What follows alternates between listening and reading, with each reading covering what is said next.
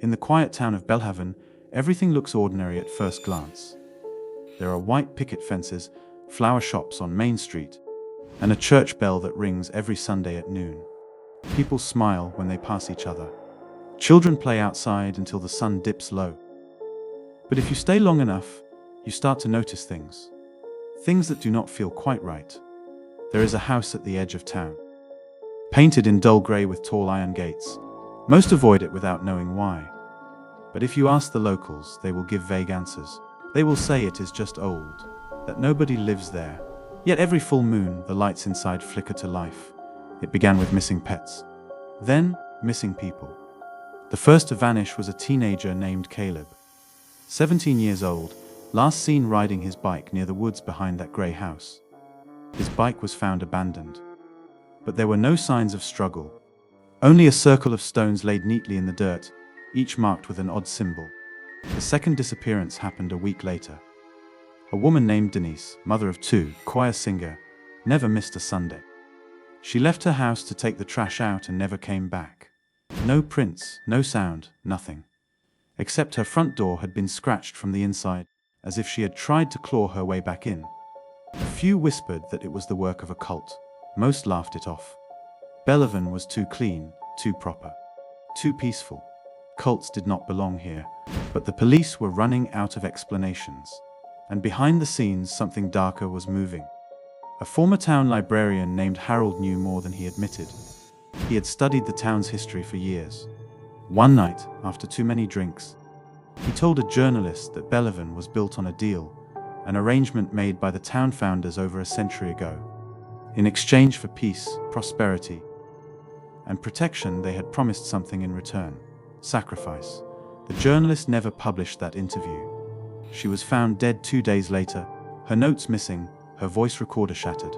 The official cause was ruled as suicide. But Harold went missing the same night. By now, the townspeople had stopped pretending. Doors were double locked. Children were kept indoors after sunset. And that grey house, it had visitors. Black cars pulling in late at night. Figures cloaked in red, faces hidden, chanting in low tones. Always in groups of 13. One man tried to get close. A conspiracy vlogger named Martin came to Belhaven after hearing the stories online. He set up cameras, planted mics, and even flew drones over the property. What he caught was disturbing. In one video, he zoomed in through a broken window. Inside, a room filled with candles. In the center stood a stone table soaked in something dark. Around it, hooded figures bowed and rocked. At midnight, they began a ritual, chanting in a language no one recognized. And in the final seconds of the footage, the camera froze. A figure turned and stared directly into the lens, eyes glowing unnaturally. Then the feed cut. Martin uploaded that video. It was online for 20 minutes. Thousands saw it. Then his entire channel vanished. So did he. Belhaven claimed he never arrived.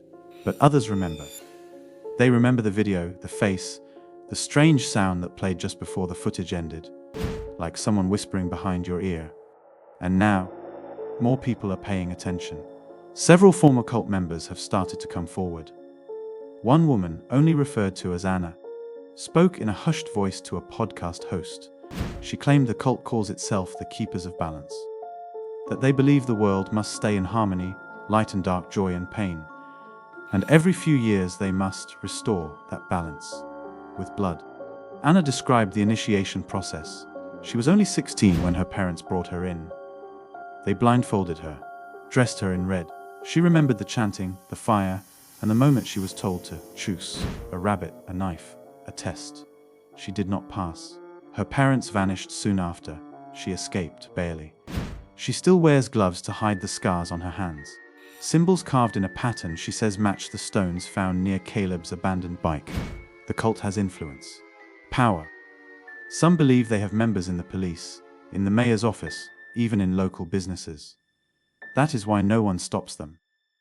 Why the disappearances are dismissed. Why the people of Belhaven still smile during the day, but never walk outside at night.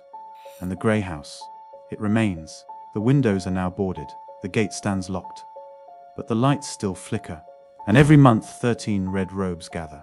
Always 13, never more, never less. Because to them, this is not madness, it is balance. And as long as the town prospers, the rest pretend nothing is wrong. But you must ask yourself, what would you sacrifice for peace?